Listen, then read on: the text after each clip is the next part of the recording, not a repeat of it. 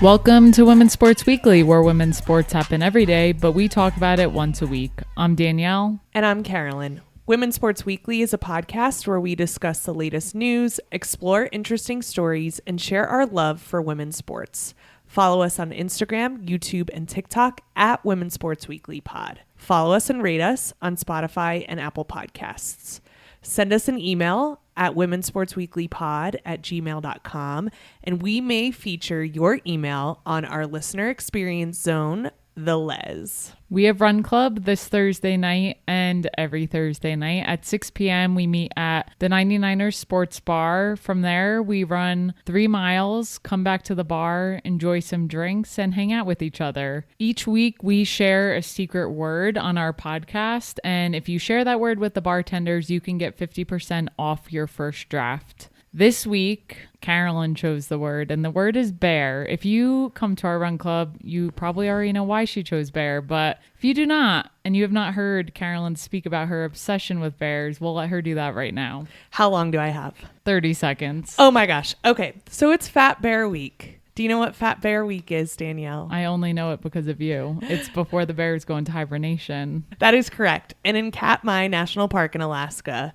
they have live bear cameras. And I am obsessed with the live bear cameras. I've always been obsessed with Fat Bear Week. I participate every year. They have the fattest bears go head to head. And the bears don't know they're in a challenge, but social media knows they're in a challenge, and you vote for the fattest bear. So they take a picture of the bear right when it comes out of hibernation, and then they take a picture of the bear around this time when it's about to head into hibernation, and you can see the photos, and then you vote for the fattest bear, and there's a bracket style. So this is kind of sporty, which is why I wanted to talk about it. But I've gotten everyone involved, Run Club, people from work. I will tell anyone and everyone about these bears because this year, especially in Alaska, the salmon have been very plentiful. So the bears are very fat this year. You've been watching a little bit too.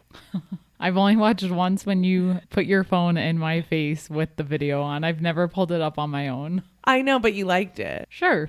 You did like it. So Fat Bear Week is happening right now. And I just think it's such a good way to get involved in a national park and to provide some national parks some love. So like I mentioned, it's Katmai National Park in Alaska. It's going on now until September 30th. I have some bears that I'm always pulling for. So usually I'm always pulling for Grazer. She's a female bear. She is a fierce mom. Some of the other male bears will try to go after her kids, and she defends them so fiercely. Every year I vote for Grazer, but this year I'm thinking I might switch up my vote. Well, shouldn't you judge them by the pictures and not prematurely decide who you're voting for? That's true, but some of them have really great stories. Grazer's always got a good story. There's a bear named Chunk who... We don't like Chunk. We don't remember that. Chunk. He's very aggressive, but he came out this year. Half of his jaw was like hanging off of him, and he still managed to eat a ton of fish. So now we feel bad for Chunk. It's just like anything. Once you get to know someone a little bit more, you can't hate them, even when they're super horrible. Didn't he kill Grazer's child? So he did. Cub. He killed a cub last year. But he's doing a lot better this year. I think he's, he got put into his place now that his jaw is hanging out. However, there's a bear named 602. All of the bears have numbers. This bear in particular, he's a male. I love him because he goes into the water and he just lays on his back with his belly up, and he just doesn't care. So I might be voting for 602. And then there's also 901, who is a lady. She's a big, chunky lady, and I think she might have a really good chance. So if you're interested, you can go to explore.org. They post Fat Bear Week. Fat Bear Week Instagram posts Fat Bear Week, and also Katmai National Park posts Fat Bear Week. And I think they're all linked together. So you can find the information there. And that's why the secret word is bear. And I am making a petition right now to change our podcast to a Fat Bear Week podcast. Absolutely not. Well, thank you for this time. I think I was over 30 seconds, but I really appreciate it. Yeah, I'll have to check out the bears and cast my votes because I just got to see it for myself now. Are you going to go with just fattest bear? Or are you going to look at their stories a little bit? I'll read into their stories as well. Okay, well, I'm glad you're voting. I hope everyone out there is voting as well. We also just need to take some time and say thank you to everyone who listened to last week's podcast with Ryan Rucco. It was amazing. I'm so glad that so many of you got to experience Ryan, and we just had the very best time, and we got so many messages about the interview and so many positive messages about Ryan. It was just amazing. It was a really nice week. It's nice to get feedback from our listeners to know that they enjoyed that episode as much as we did. So thank you all for the support. It was such a fun episode, and we hope to have more like that. And we also know that this week we have some new listeners because we have some people who tuned in because of Ryan and now are joining us this week. So we thought it might be a good idea to reintroduce ourselves. But instead of me introducing myself and you introducing yourself, I thought we could switch it where I could introduce you and you could introduce me. How does that sound? Yep, sounds good. All right, I'll start. Should I use my podcast voice, like how I announce when I'm interviewing someone? Sure. Okay. Danielle Bryan, formerly Brogan, is the co-host of the Women's Sports Weekly podcast. She is also my wife and best friend. She is a avid runner and has the best giggle in the whole world. She is happiest when she's training for and running marathons and when she's hugging our dog Scout. She is a former college basketball player and a Moravian Greyhound for life. She is known on the podcast for her support for the Seattle Storm, Notre Dame women's basketball, and all of college lacrosse. You can catch her mispronouncing words on previous episodes, and the way she says Phoenix Mercury, I can't even say it right anymore because of how you say it. She says Phoenix Mercury is a personal favorite of mine. She agreed to do this podcast on a whim with me, and I am so grateful for it every day. Welcome, Danielle Bryan. Thank you. That was very sweet. I don't know if I can do as well as you just did. Give it your best shot. That's why we edit. Do I have to do that voice? No, you don't. You don't have to do that voice. That's not really your style. No, it's not. All right. I will introduce you, Carolyn. Carolyn is my wife and my favorite person in the whole world. She is loud in the best way possible, outgoing, passionate, and cares for other people on a level I strive for every day. When we aren't doing the podcast, Carolyn is either teaching or taking yoga, lifting, editing the podcast, watching women's sports or bears, as you all know now, or napping on the couch, catching flies. Mouth open. Mouth open. She helps me with all the house projects, which we share a lot about on the podcast, despite her very strong urge to hire someone else for the job, because at the end of the day, she'll do it because she's my ride or die. She's a diehard Gamecocks fan and an alum/former softball player of South Carolina Gamecocks. So literally any sport the Gamecocks are playing, you can find Carolyn cheering them on. She's also an Atlanta Dream fan, loves the U.S. Women's National Team, and will watch any college softball game that is available to be streamed, and you can catch her talking to her sister about those games on FaceTime. That's right. So if you've never listened to an episode before, you don't even need to go back and listen to any of them because you've got us both down. No, we love when people listen back. Yes, please listen back. We also have some things that we share in common that might be useful for some new listeners to know. The first thing we should also share is we've been together for over 10 years now. Oh, so yes. Just for people to know that as well. Married almost 3 years. That's correct. And if you look us up using any AI tool, it'll tell you that we're sisters, but we're not. We're not sisters. Don't think that. What are some fun facts about us? We have the same middle name. Yep. Danielle Nicole, Carolyn Nicole. The other one is we are both born on the 29th of the month. So 29 is a special number, and I love odd numbers. So we really like 29. Yes. We both played 3 sports in high school, and we both played the 3 same sports. Yes. Basketball, soccer, and softball. Mm-hmm. And we grew up 15 minutes away from each other, didn't know each other until I graduated from grad school and Danielle was headed to grad school. Yes. And we met playing softball. How else? Yes. We both have 2 siblings. I have a brother and a sister. I have 2 sisters. And I'm the youngest. I'm the oldest, so that's the difference between that. And we mentioned this recently on a podcast, but my mom is Italian and my dad is Irish, and so are yours. Just a few fun similarities we share as well. All right, now we're going to actually get into sports. It's probably been like, I don't know, a half hour, but here we are. This is what we do on this podcast. We talk about women's sports every week. So let's start with the World Athletics Championship. The World Athletics Championship is an international competition for track and field held every 2 years, and it's organized by World Athletics.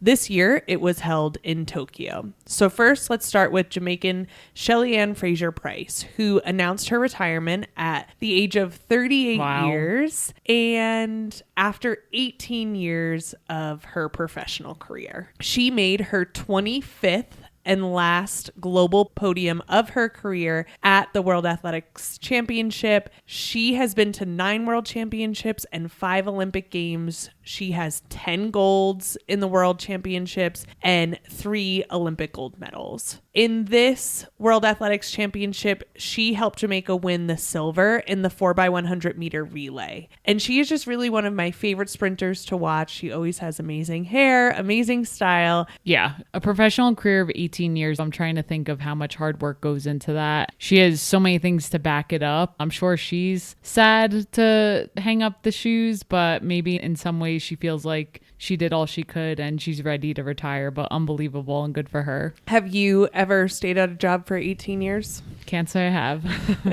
You would have had to start work very young. Yes. Yes. Pretty amazing. All right, let's get into some of the runners from the U.S. So 24-year-old Melissa Jefferson-Wooden won the 100 meter and 200 meter, as well as helped to win the 4x100 meter with the USA. And then we need to talk about Sydney McLaughlin-Levrone. We talked a lot about her last summer during the Summer Olympics. And as a reminder, her main event is the 400 meter hurdles. But for this, she did the 400 meter flat and she won the title with a championship record of 47.78 seconds. And this is also the second fastest time ever for the 400 meter event.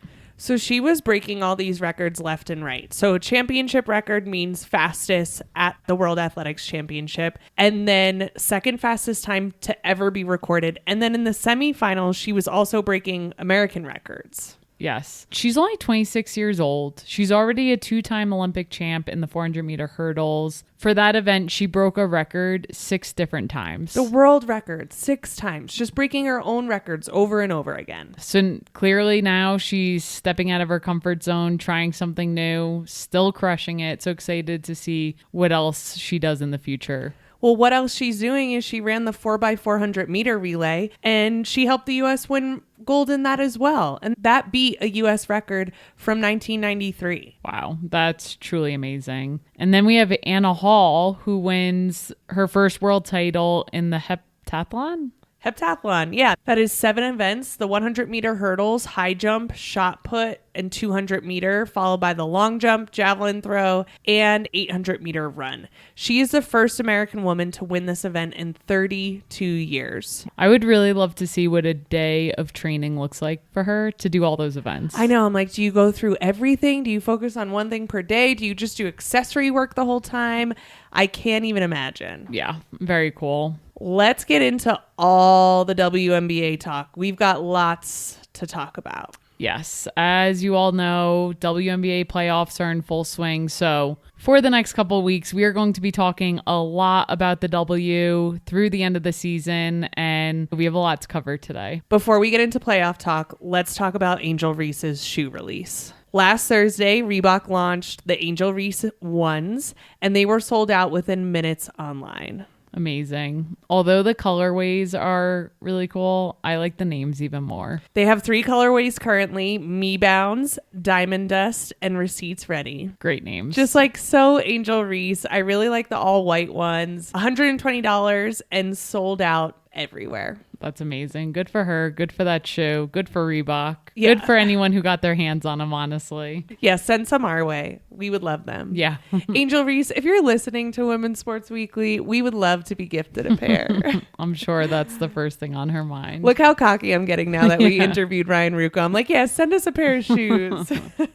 All right, let's get into round 1 of the playoffs. These round 1 games were so fun. All but one matchup made it to game 3, which was really fun to get to 3 different game 3s. That was exciting. And I really like how they did this year. The higher seed had the first game and the third game, and the lower seed had the second game. And that's different this year. Usually the higher seed had the first 2 games and not the third game. It's tricky with a 3-game series. And I know some people have some feelings about this, aka Becky Hammon, but I really felt like it raised the stakes. I think when you're only playing 3 games, if you go to the third game and then you're playing away as a home team, that's not fair. So I like the split. I love it. Honestly, I like that the fans of the teams who make the playoffs get to see their team on their home court. I like that everyone who makes it to the playoffs gets an opportunity guaranteed to play on their home court. I can see why the higher seed naturally wouldn't like it, because they're right. It could put them at a disadvantage, but overall, I think it's better for the league. I think it's better for the long term. So I'm a big fan personally. And to be fair, some teams played worse on their home courts in some of the rounds. That's true. Let's talk first about Minnesota and the Valkyries. This was the only matchup that ended in 2, and the Valkyries lost at home, but it was such a close game, that second game. Such a close game. They had the lead, as the Lynx do. They came back to win it. But the Valkyries put on a show. I mean, they put on a show this whole season. And for them to even make the playoffs was historic. And then to almost win a game. We talked about this. They had to play at a different arena. They had to play, what was it, 50 miles away? 50 miles. Which is ridiculous. And they still almost pulled off a win. The Valkyries fans really showed up. And they're going to be a fun team to watch over the years. I believe Natalie, Nakase, and management for the Valkyries said they want a championship within 5 years. And I'm like,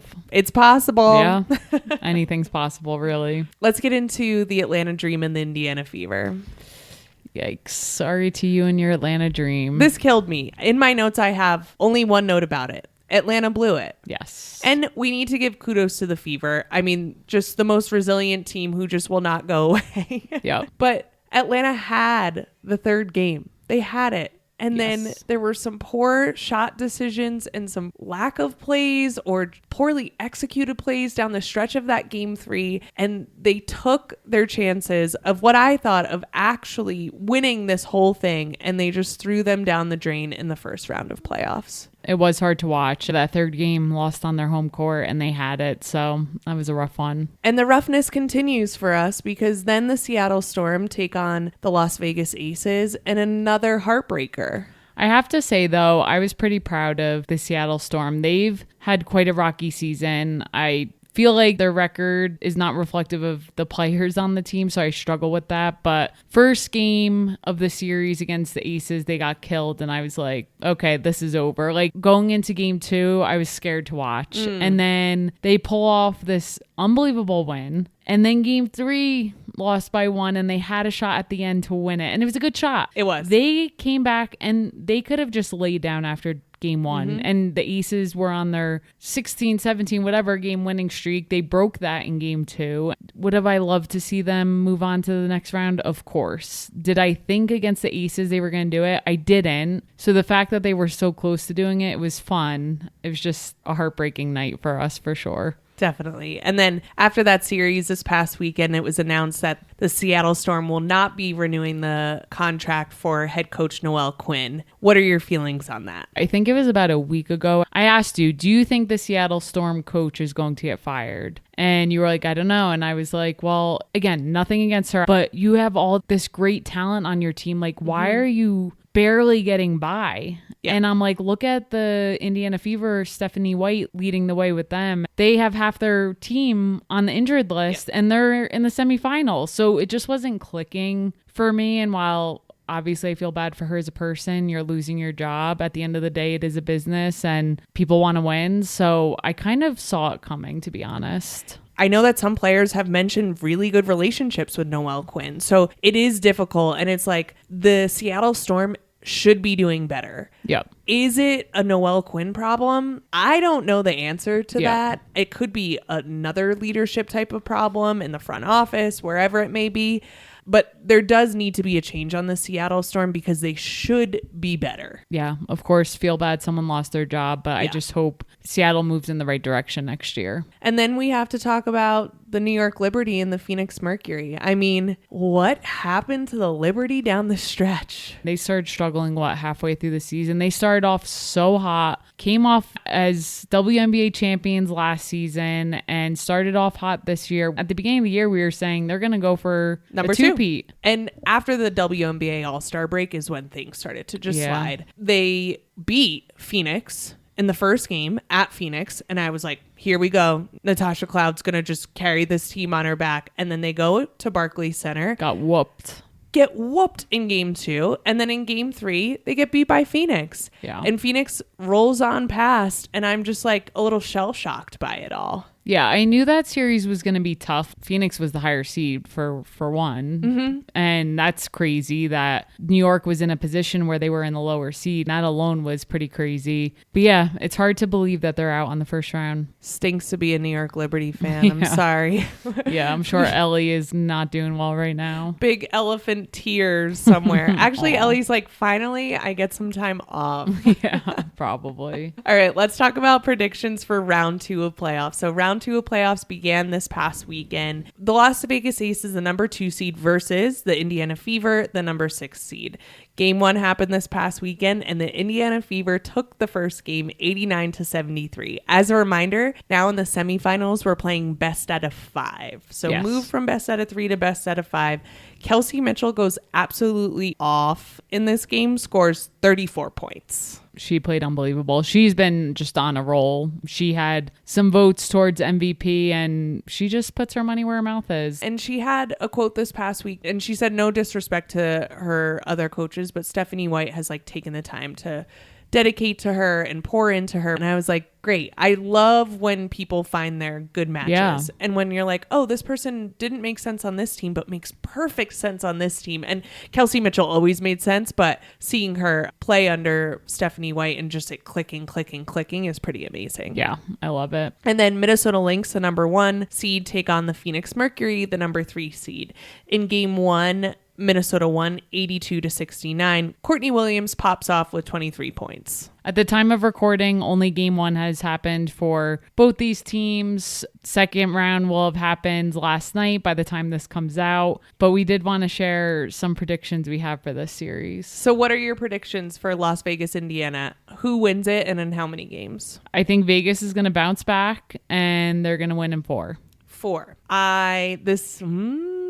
I think the Indiana Fever could pull this off. I think they could do it in 4 as well. And I'm saying this because they're like cockroaches. This is the only way I can speak about the Indiana Fever. They just don't go away. And to have so many hits to you and to continue to get back up, I think they could do it. You heard it here first. So I'm saying Indiana in 4. Okay, Minnesota Lynx, Phoenix Mercury. Who do you have? I think the Lynx just keep proving that even when they're down, they can come back and win a game. Like game 1, Phoenix Mercury were up. I was like, they could win this game. It was close the whole time. Mm-hmm. But then the Minnesota Lynx just get some momentum. I do think Phoenix have the chance to win at home now that they'll have game 3 at home if they didn't already win last night. So I'm gonna say Lynx in 4. Lynx in 4. I'm going with you on that one. Okay. The Lynx I'm used to it now that they go down and I'm like, they'll come back. Yep. It's just what I expect. And they're really, really good at just bouncing back. I do want the Minnesota Lynx to win it all. I know you do. If it was Lynx Aces, are you going Aces? Mm-hmm. Okay. Yeah.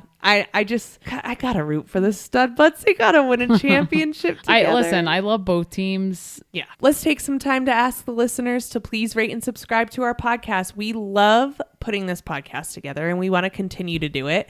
We create, produce, and edit the podcast ourselves. So if you want to support us, please rate us 5 stars only, subscribe, and give us a positive review and share with the people you love. That would go such a long way. Thank you to everyone who has already rated the podcast 5 stars. If you sent us a screenshot of your 5-star rating, we will send you a Women's Sports Weekly sticker. It looks exactly like what Danielle has on her shirt, printed so large, but just much smaller. You could put it on your water bottle. You could put it on your computer. You could put it on a pole somewhere or in a lesbian bar bathroom. All of those places would be good spots. Mm-hmm. I love it. Okay, for our deep dive this week, we're going to get into the WNBA individual awards. Yes. Before we go award by award, I think it would be helpful to explain that we're going to talk about how many votes players got. So just to give some background, there's a total of 72 votes among a national panel of sports writers and broadcasters. So you might hear say so-and-so received 55 votes. Every time, this is going to be out of 72. So when we talk about all these crazy voting, that's what we're referring to. And I will know that we've made it as a podcast when we are one of those voters. Can't wait. I think I would request 2 votes. We would each get 1, but I don't think we would get that. So I would settle for 1 vote that we would split amongst us and fight it out to see who we would give it to. I think it would make sense for us to have 1 vote, and we agree on most things. And I think we'd come to terms on the ones we were up in the air about. But if it was like Skylar Diggins and Alicia Gray. But here's the thing. Yes, do we have our biases? But at the end of the day, I'm going off of stats. Okay. All right. Sounds good. Let's talk about most improved player. Veronica Burton from the Golden State Valkyries. She received 68 out of 72 votes. She was originally drafted 7th overall by the Dallas Wings in 2022. She played for 2 seasons, and then she was waived ahead of the 2024 season, so did not have a team. She then signed with Connecticut, but then was selected by the Golden State Valkyries through the expansion draft, and now is your 2025 most improved player. I love this because this doesn't happen if there's not expansion. Mm-hmm. I agree. And it speaks to the Valkyries, and she is like a lot of players on that team, either have gotten waived in the past or sat on the bench on another team, and they were able to come form this team that who would have thought makes it to the playoffs, and now she's getting most improved player. Good for her. Really cool to see, and it just shows 1, the expansion, and 2, the resilience of these players, and it's pretty amazing. I think there was a worry when there was an expansion that the level of play may decrease across the WNBA because there would be more opportunity for more people, and maybe they wouldn't be the best of the best. But I think what expansion is showing is that so many players are able to play at this level. They just don't have a spot. And the Valkyries have proven that this entire season. To stay on the Valkyries train, I would love to share the Coach of the Year award, who went to Natalie Nakase of the Golden State Valkyries. As a reminder, she was actually the assistant coach for the Las Vegas Aces in prior years. For this year's award, she received 53 of those 72 votes. And under her came Atlanta Dream head coach Carl Semesco, who finished in second place with 15 votes. Las Vegas Aces head coach Becky Hammond and the Minnesota Lynx head coach Cheryl Reeve tied for third place with 2 votes each. I think the people who are most angry right now are Cheryl Reeve and Becky Hammond, not for getting the least amount of votes, but for getting the same amount because they're really going at each other at the moment. And I bet one of them is just like, why couldn't I just get 1 more? Yeah. But we're really excited for Natalie. She obviously has led the way for the Golden State Valkyries this year. This is the first expansion team in the history of the league to ever make it to the playoffs. They've also broken a record for number of wins for an expansion team in their first season with 23. Their overall record was 23-21. And they were close to winning a playoff game. I know they didn't, and I know that was really a goal of theirs, but hell of a season for the Valkyries, and really cool to see Coach Natalie Nakase just crush it out there. Yeah, best fans in the league, throwing their V's up. Throw those V's up. Just love to do it. Okay, Rookie of the Year, Danielle. Who else but Paige Bueckers? Paige Bueckers of the Dallas Wings. She received 70 of the 72 votes. And behind her, receiving 2 votes, was Sonia Citron. We had a very good feeling about Paige getting Rookie of the Year.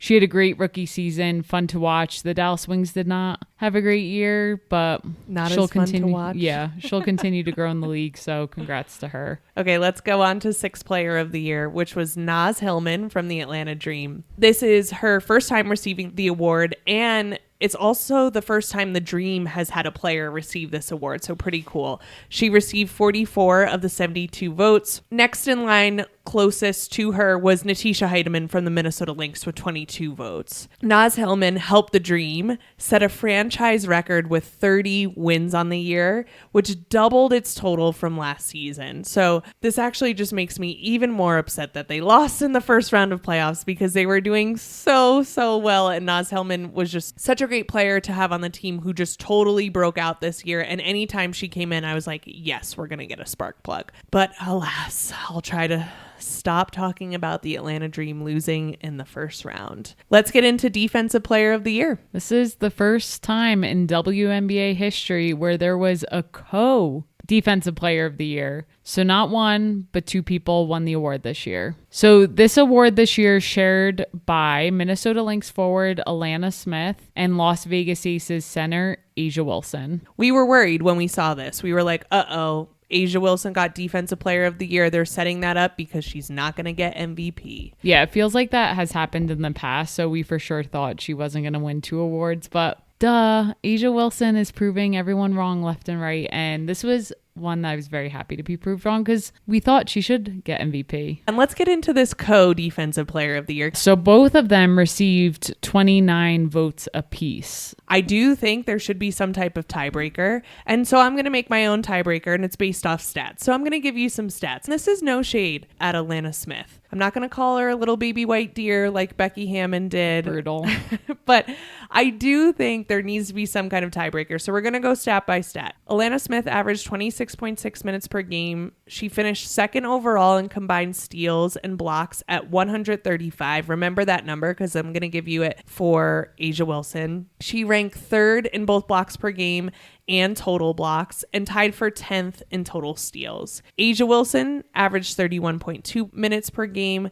She led the WNBA in blocks and in total rebounds and in defensive rebounds and combined steals and blocks at 156 compared to 135. She ranked second in total blocks and rebounds per game and ranked third in total steals and fourth in steals per game. Whew. That's a lot of defensive stats there. I know it goes by votes, but I'm like, no one wants to share it. But, I know. But maybe Alana does. She's probably happy, right? I don't know, maybe. Or she's probably like, freaking A'ja got MVP. We could just give it to me, right? That's how I would feel. But congrats to them both, because at the end of the day, that is what happens. Yeah, and no one 10, 20 years from now is going to say co-defensive player of the year. They're just going to say defensive player of the year in 2025. And they're both going to be there. Exactly. All right, let's get into MVP. This past Sunday morning, we were thrilled to see the announcement of A'ja Wilson winning Most Valuable Player. She is the first player in WNBA history to win this award 4 times. Also, the second time in a row for A'ja Wilson. She earned it in 2024, 2020, and 2022. And now 2025. She broke a tie with 3-time MVPs Cheryl Swoops, Lisa Leslie, and Lauren Jackson. That's an elite group to be part of, and now she just put herself above. Yeah, pretty amazing. And then the MVP voting's a little different than the rest of the votes. So can you explain that a little bit? Yes, they rank the players 1 through 5. So for that, rather than just saying like, who is it? You rank 5 players. And A'ja received 51 of the 72 first place votes and 21 second place votes. In comparison, Napheesa Collier finished in second place, followed by Mercury forward Alyssa Thomas, and then Alicia Gray, and then Kelsey Mitchell.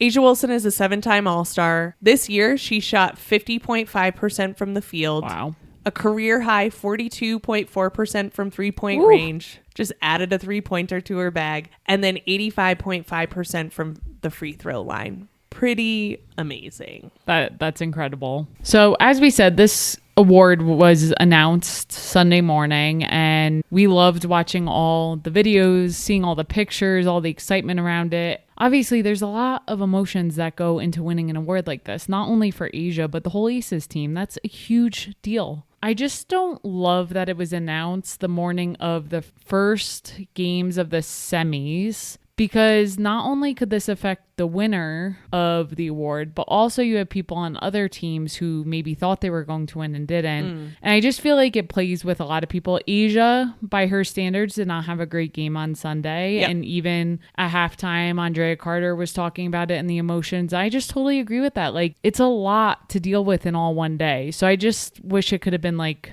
the day before or something. What are your thoughts on that? I think the day before would make a lot more sense. I think they do it to try to drive viewership, but I think you could easily do it the day before and not have this, where it is a very intense moment. And Asia was presented the trophy on Sunday morning before the game. It looked like during shoot around. So yeah, that's a lot to take on before heading into a game. I did love that her dad was wearing a pink wig. Yeah, those pictures were so funny. It was so sweet. A shameless dad is really, I love it so much. And Yeah. the video that Nike did for her of Asia Wilson is exactly who she thinks she is. It was just so perfectly done. Like, everything is perfectly done with Asia Wilson. Obviously a fun day for them. Sucks that the Aces lost, but I really think they'll bounce back, come out better than ever. We'll see. We'll see. Congrats to Asia. Speaking of, what are you looking forward to this week? Obviously, the WNBA playoffs continue, so I'm looking forward to Game 3 on both sides. They will be played on Friday, September 26th.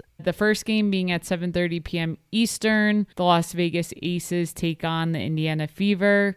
And then at 9:30 p.m. Eastern, the Minnesota Lynx take on the Phoenix Mercury. And both can be found on ESPN2. Mercury. What are you looking forward to? In the NWSL, Gotham is taking on the Portland Thorns on Friday, September 26th at 8 p.m. Eastern Time on NWSL Plus. At this time, both teams have 31 points each. They're sitting at 3 and 4 respectively.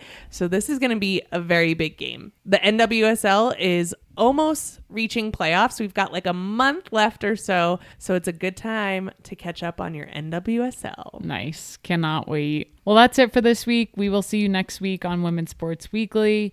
In the meantime, watch women's sports and share the podcast with your friends. Rate and subscribe to the pod on Spotify, Apple, and YouTube. Thanks for joining us. Bye.